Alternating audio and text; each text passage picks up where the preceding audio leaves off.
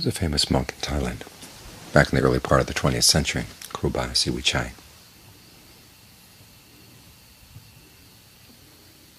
Well known all over northern Thailand. And he sponsored many construction projects. Lots of temples were built, bridges were built.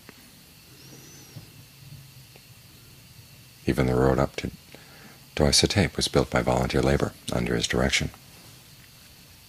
And someone once asked him, why was it that all of the projects he set his mind to succeeded? He says, because he chanted the Mahasamaya Sutta every day, 3 times a day. The Devas liked hearing it.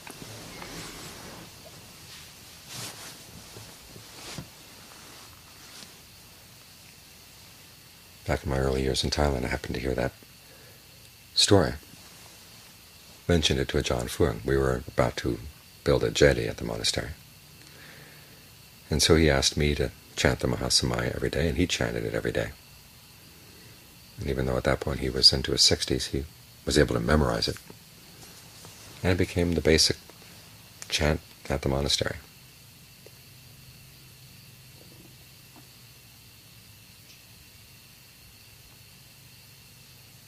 The theory being that the Devas like to hear their names mentioned, and that's what the Mahasamaya is.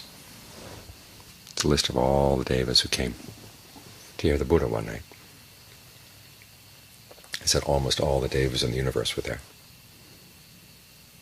Nothing much happens. It's just a list of who came, except that at one point the Garudas are coming, and they see the Nagas are there. And so they're about to swoop down, but then the Buddha forges a truce between the Nagas and the Garudas. So the Nagas like to hear this as well.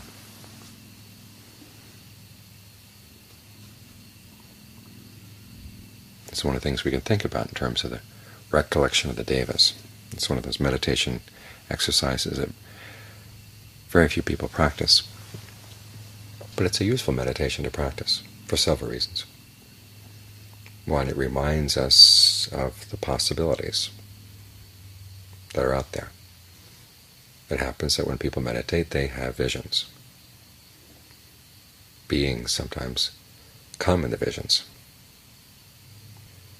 And if you had an impoverished cosmology like we tend to have here in the West, you would either think that you were going crazy, or this was an agent of the devil, or this was an angel. It turns out there are a lot more possibilities than just that. There are all kinds of beings out there. And on the one hand, you don't want to show any of them disrespect, because if it turns out there really is a being, say you're out in the forest, and these beings appear, you want to treat them with respect, you want to treat them with good courtesy.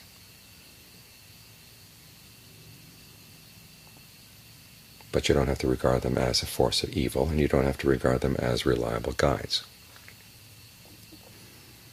This is another area where the Buddha follows the middle path. Because just because somebody's a spirit doesn't mean they know what they're talking about. And just because you can't figure out where they're coming from doesn't mean that they're evil. So it's good to keep this point in mind. One of the amazing features of Ajahn Mun, say, to rediscover the practice, in many cases almost all on his own, out in the forest. And he had a lot of these visions, a lot more than his teacher, Ajahn Sao. And he realized it wasn't that he was anyhow a better meditator than Ajahn Sao, it's just that he had these particular problems, and he regarded them as problems, but also as potentials. Because they tell stories of how in his visions he would see Devas, and they would come and they would teach him the Dharma, tell him how he should practice, where he was lax in his observance of the rules, where he could be more precise. For example, there's one account where he was doing walking meditation. A Devas appeared to him and said, now when you're doing walking meditation, don't gaze around. Look at the scenery. You're supposed to be focusing on your mind. So try to keep your gaze controlled. And he reflected that that was a good instruction. And this is the important point about those visions, or how he handled those visions. It wasn't that he accepted everything he was told. What if he saw in the vision, then he would take it and test it, and consider it whether it really was a useful principle in training the mind. Made him more scrupulous, made him more precise. In those ways, the visions were a good thing. But it wasn't the case that he accepted everything that came in every vision. John Fuang was another teacher who tended to have a lot of visions, and he mentioned one time that Ajahn Mun said, when you have a vision, one, it's your private affair. You can talk about it with your teacher, but you don't want to go talking about it with other people. And secondly, you have to analyze it to see what kind of Dharma lesson is being taught in the vision. And then you have to analyze it further to figure out whether that Dharma lesson is useful.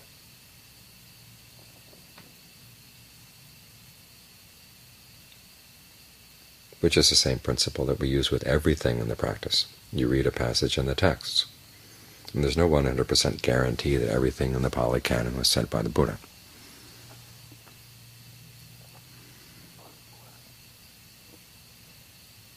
And so you have to test it. And he himself encouraged us to test the teachings. His instructions to Gotami, his stepmother, his instructions to Ubali, the monk who was expert in Vinaya, boil down to the fact that if you want to figure out what really is Dharma and what really is Vinaya, you have to look at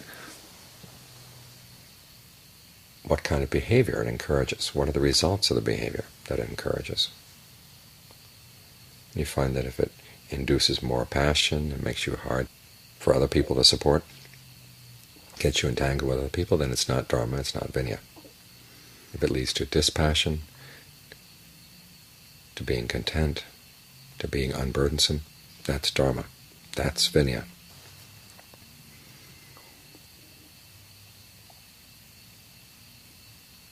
So whatever comes up in your meditation, even if it's just an idea, a voice in your head, or there's a vision that comes along with it, whatever comes up has to be tested. And as for other visions that don't pass the test, we just let them go. If anybody appears in the vision, you treat them with respect, you treat them with good courtesy, wish them goodwill. And this is a good habit to develop anyhow. When any vision, say, of a member of your family, an old friend, anybody that you've had dealings with appears in your meditation, wish that person goodwill, regardless of what your history is with that person. If it's a stranger that appears in your meditation, wish that person goodwill. It's a good habitual practice to develop.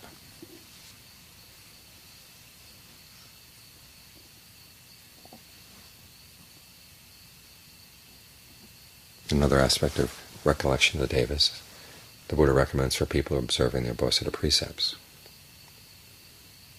You realize this Ubosita that we practice, the 8 precepts that lay people observe on the full moon and new moon and half moon days, those are among the practices that lead to heaven. Virtue is one of the qualities that makes a person a deva. You can think about that in 2 terms. One is making you a deva after you die, and 2, making you a deva while you're here now. In other words, lifting the quality of your mind. The other 4 qualities are conviction. In other words, conviction in the Buddha's awakening. And that doesn't mean just conviction in the fact that the Buddha was awakened, but also in the way he awakened, how he did it.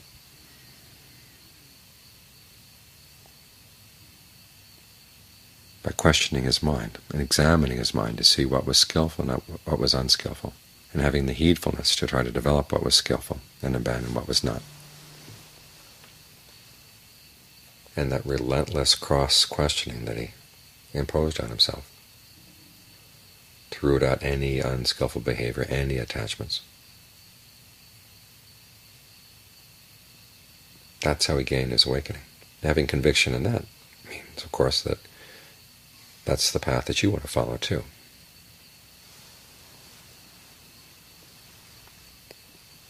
Look at your behavior carefully.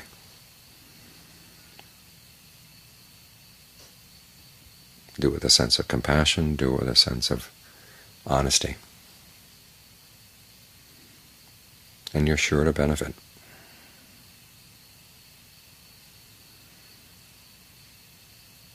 The conviction here is also conviction in the principle that you can develop what's skillful and you can abandon what's unskillful.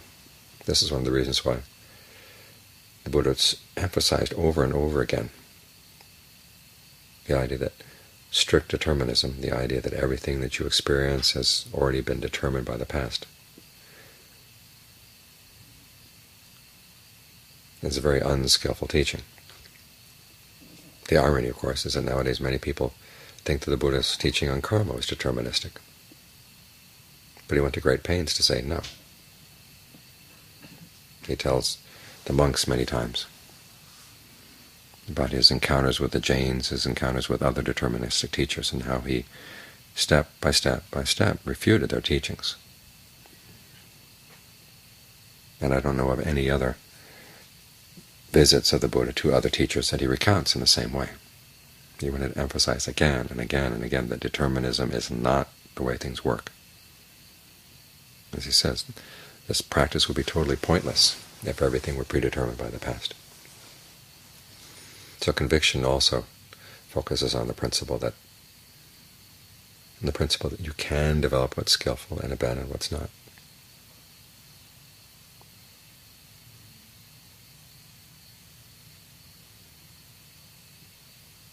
Another quality is generosity. Again, this is the beginning of right view, is that there is what is given, which sounds almost too obvious to state. But you have to remember, back in the time of the Buddha, that the principle of generosity was a controversial one. The Brahmins had been saying that generosity is fruitful, but you had to give it to the Brahmins for it to bear fruit. And so there are other contemplative schools that said, well, no, it doesn't really bear any fruit at all, because people, again, their behavior is either totally determined by the past, or they just get snuffed out after death. There's nothing left over. And so it doesn't really matter what you do, whether you're generous or not.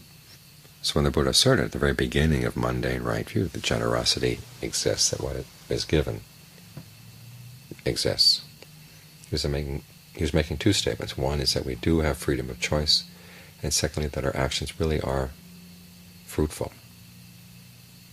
There's a long-term benefit that comes from giving, whether it's giving material things, giving your time, giving your energy. Giving is good. A third quality is learning. It means listening to the Dharma, reading the Dharma.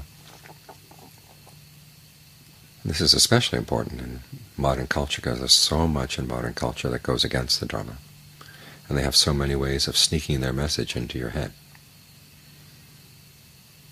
All those commercial jingles that seem to be jingling and jangling around your head when you're meditating.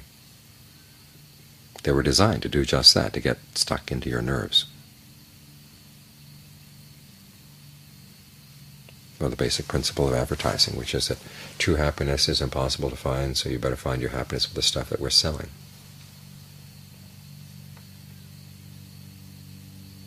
It takes a strong effort not to give in to these messages. That's why it's important to listen to the Dharma frequently, to read the Dharma, to do the best you can to understand it. Again, reading these things doesn't mean just believing them. You think about them, you contemplate them, you question them, and then you try to put them into practice and see what results.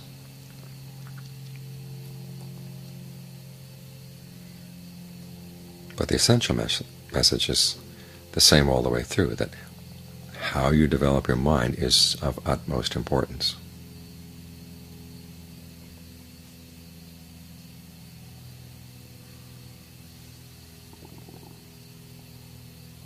The important things in the world are not what someone else is doing someplace else.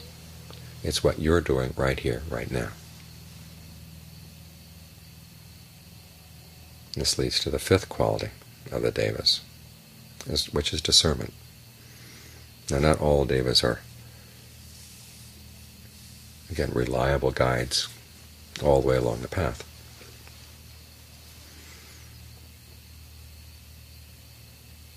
But they have to have at least some discernment, at least some insight into what's skillful and what's not, in order to get where they are.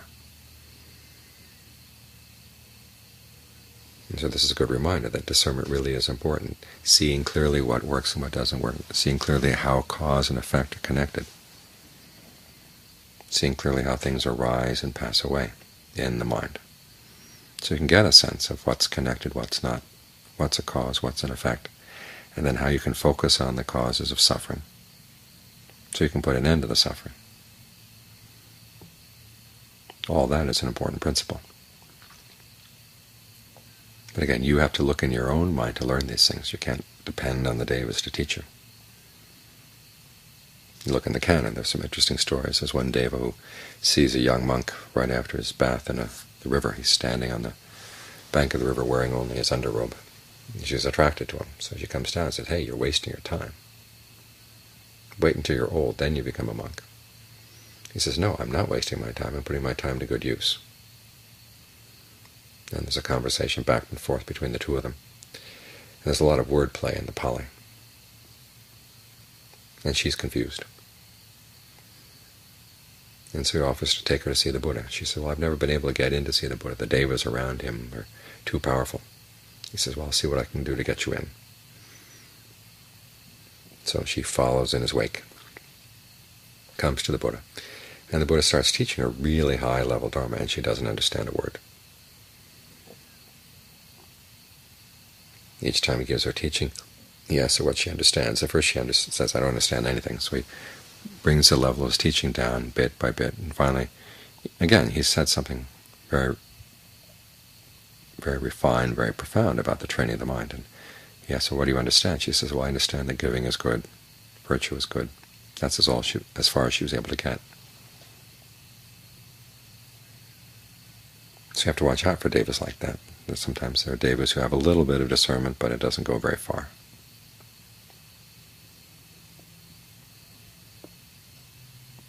There's even the story of the great Brahma, the monk who in his meditation gains a vision of some Devas. And so he asks them, essentially, where does the physical universe end? How far does it go? They say, "Well, we don't know, but there's another level of Devas up above us. Maybe they know." So he meditates some more and gets to see those Devas. He asks them. They say, "Well, we don't know, but there's another level above us." And so he gets sent up. It's like getting sent up through the bureaucracy. Finally gets to a very high level of Devas, and again asks them where the limits of the physical universe are. They don't know either, but they say, there is this great Brahman, and sometimes he will appear in a flash of light. And so if a flash of light comes to you and you see him, you can ask him. So finally, as the monk is meditating, the great flash of light comes, and there's the great Brahma. So he goes up to the Brahma. He says, "How far does the physical universe go? Earth, water, wind, and fire." And the great Brahma says, "I am the great Brahma, knower of all, seer of all, everything that has been and will be." If this had been the book of Job, the monk would have said, "Okay, I understand. You're much greater than I am," and would have left it at that. But this is not the book of Job. The monk says, "That's not what I asked you. How far does the physical universe go?" The great Brahma says, "I am the great Brahma, knower of all, seer of all, creator of all, father of all that ever has been and will be." The monk again says, "That's not what I asked you." And finally the great Brahma pulls him aside and says, "Look, I don't know, but my retinue here thinks that I know everything. It would be a great disappointment to them if they heard that I didn't know something like this." So he sends him back down to the Buddha. The monk goes down back to the Buddha. The Buddha says, "You asked the wrong question. The question is, where does the physical universe find no footing?" This is where he talks about consciousness without surface, or consciousness without feature.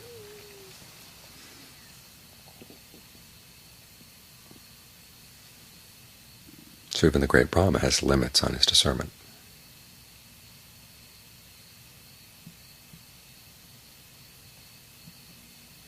But this doesn't mean that the Devas are all ignorant. There's another story about a monk living in the forest, goes down into a pond of water. There's a lotus in the pond, and so he bends over to sniff the lotus, and a Deva appears suddenly and says, "Look, you just stole the scent of that flower." And the monk basically says, "Oh, come on." That's not stealing. The Deva says, look, for anyone who really wants to purify his mind, even the slightest fault should appear as large as a cloud. When they're talking about a cloud, they're talking about the cloud that covers the whole sky. And so the monk says, well, gee, I guess you're right. Thank you for informing me. And if you see me making any other mistakes like that again, please let me know. And the Deva says, look, I'm not your servant. You should look after yourself. And disappears.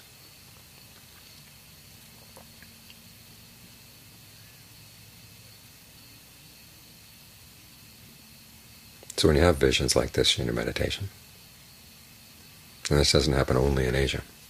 I know people who, especially here in the Southwest, have had lots of visions going out to places like Bryce or Zion, around arches. Spirits of Indians, the coyote gods, a lot of the Native American beliefs. I mean, people have been meditating, or people are not Native Americans at all, and they see many of the same things. It's good to remember the basic principle for how you treat the Devas. You recollect their virtues. You treat them with respect.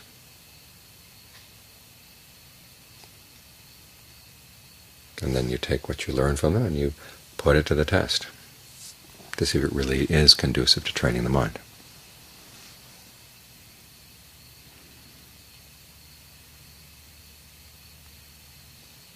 And as for the recollection of the virtues of the Devas, that's useful.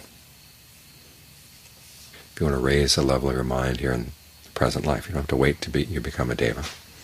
Although Ajahn Swat did make a statement one time. He says, when you're thinking about your next life, don't make a determination to come back as a human being. He says the human world is going to go through a lot of difficulties. It would be better to come back as a Deva. That belief that Devas can't practice is not true. There are lots of Devas who practice.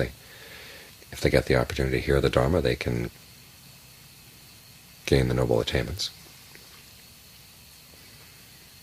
But for right now, it's important to focus on those qualities right here. How do you make your mind a Deva mind right now? It's through conviction, generosity, virtue, learning, and discernment. That you can focus on right now, regardless of whether you have visions or not. And you find that it really does raise the level of your mind.